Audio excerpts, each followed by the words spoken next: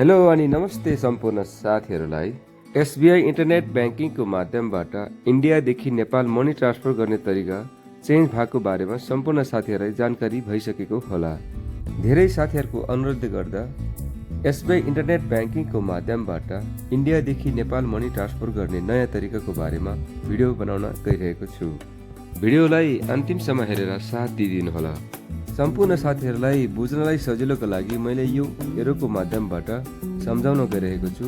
भिडियोमा सबै साथीहरूले यो एरोलाई फलो गरिदिनुहोला। सर्वप्रथम यसको लागि गुगल या क्रोम ब्राउजर कुनै पनि एउटा वेबसाइटलाई ओपन गर्नुहोला। त्यसपछि सर्चिङ सेक्सनमा गएर एसबीआई अनलाइन टाइप गरी सर्च गर्नुहोस्। अब यस्तो खालको पुरानै किसिमको अप्सन देख्न सक्नुहुन्छ। यसमा तपाईँले कन्टिन्यू टु लगइन बटनलाई क्लिक गर्नुहोस्। त्यसपछि फेरि यस्तो अर्को पेज ओपन हुन्छ। यसमा पनि तपाईँले देख्न सक्नुहुन्छ त्यही पुरानै तरिकाले आफ्नो युजर नेम, पासवर्ड, क्याप्चा कोड अनि तल दिएको लगइन बटनलाई क्लिक गर्नुहोस्।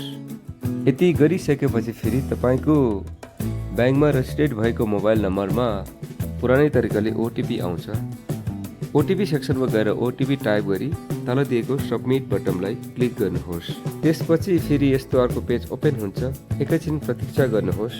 अब फेरि यस्तो अर्को पेज ओपन हुन्छ।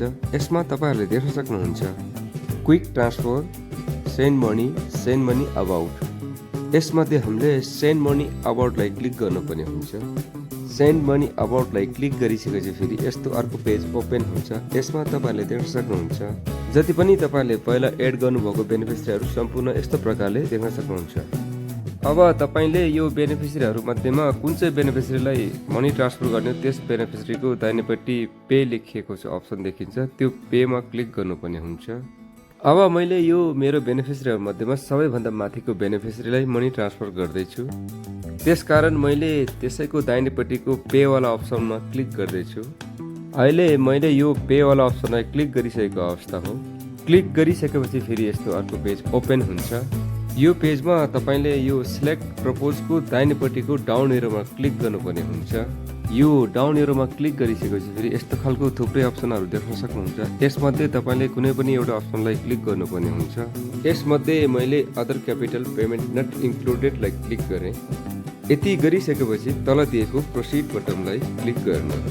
अब फेरि यस्तो खालको नयाँ पेज ओपन हुन्छ। यसमा तपाईँले आइएनआर वाला सेक्सनको दाहिनेपट्टि तपाईँको आफ्नो बेनिफिसियरीले कति पैसा ट्रान्सफर गर्ने हो त्यो अमाउन्ट त्यहाँ टाइप गर्नुहोस्। आइएनआर वाला सेक्सनमा अमाउन्ट टाइप गरिसकेपछि फेरि तलपट्टि एनपिआर वाला सेक्सनमा इन्डियन करेन्सी नेपाली करेन्सीमा रूपान्तर भएर अटोमेटिकली आउँछ।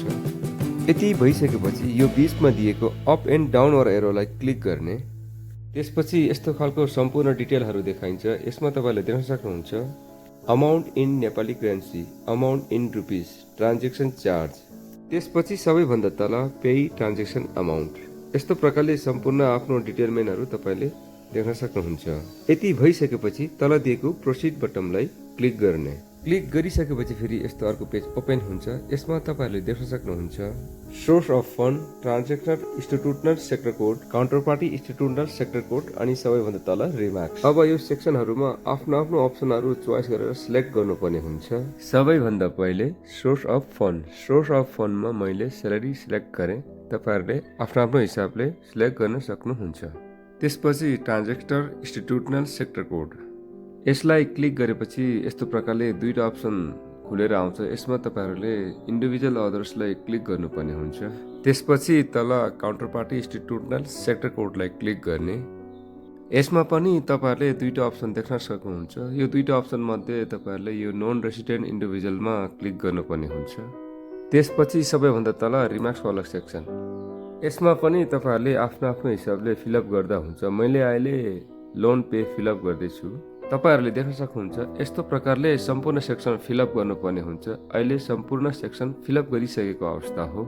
यति भइसकेपछि तल दिएको सबमिट बटनलाई क्लिक गर्ने। क्लिक गरिसकेपछि फेरि यस्तो अर्को पेज ओपन हुन्छ। यसमा तपाईँहरूले देख्न सक्नुहुन्छ तपाईँले नेपाल ट्रान्सफर गर्न खोज्नु भएको अमाउन्ट विथ ट्रान्जेक्सन चार्ज यस्तो प्रकारले डिस्प्ले भएर आउँछ। साथै तपाईँको इन्डियाको ब्याङ्क अकाउन्ट नम्बर र तपाईँको बेनिफिसियरीको नाम र ब्याङ्क अकाउन्ट नम्बर यस्तो प्रकारले डिस्प्ले भएर आउँछ। अब फेरि यो तल दिएको प्रोसिड बटनलाई क्लिक गर्ने। त्यसपछि फेरि यस्तो अर्को पेज ओपन हुन्छ। यसमा सम्पूर्ण टर्म एन्ड कन्डिसन लेखिएको छ। यो टर्म एन्ड कन्डिसनलाई तपाईहरूले विस्तारमा पढ्न सक्नुहुन्छ। अब यो बायाँपट्टि दिएको चेकमा टिक लगाउनु पर्ने हुन्छ।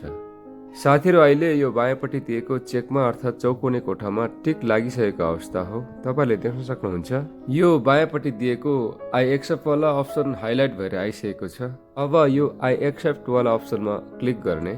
अब एकैछिन प्रतीक्षा गर्नुपर्ने हुन्छ। त्यसपछि यस्तो अर्को पेज ओपन हुन्छ र तपाईँको ब्याङ्कमा रेजिस्ट्रेट भएको मोबाइल नम्बरमा ओटिपी आउँछ।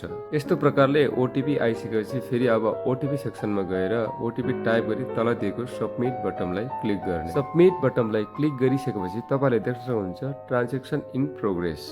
एकैछिन प्रतीक्षा गर्नुहोस्। त्यसपछि फेरि यस्तो प्रकारले रिक्वेस्ट प्रोसिड भएको मेसेज डिस्प्ले भएर आउँछ। अब फेरि यस्तो अर्को पेज ओपन हुन्छ। यसमा तपाईँले देख्न सक्नुहुन्छ रिक्वेस्ट सक्सेसफुलको मेसेजको साथै तपाईँको इन्डियाको ब्याङ्क अकाउन्ट नम्बर र तपाईँको आफ्नो बेनिफिसियरीको डिटेल यस्तो प्रकारले डिस्प्ले भएर आउँछ। साथै यस्तो अरू खालको डिटेल मेनुहरू पनि सम्पूर्ण तपाईँले देख्न सक्नुहुन्छ र अन्तमा यस्तो प्रकारले कन्ट्याक्ट अस भन्दै टोल फ्री नम्बरको साथमा कल सेन्टर र रेमिटेन्स डिपार्टमेन्टको नम्बर पनि दिएको छ। तपाईँहरूको ट्रान्जेक्सनमा केही समस्या भयो भने यो नम्बरहरूमा कन्ट्याक्ट गरेर इन्क्वायरी गर्न सक्नुहुन्छ। साथीहरू, भिडियोलाई यहाँ आएर समाप्त गर्न चाहे। भिडियोलाई अन्तिमसम्म हेरेर साथ दिनुभएकोमा धेरै धेरै धन्यवाद। जय नेपाल।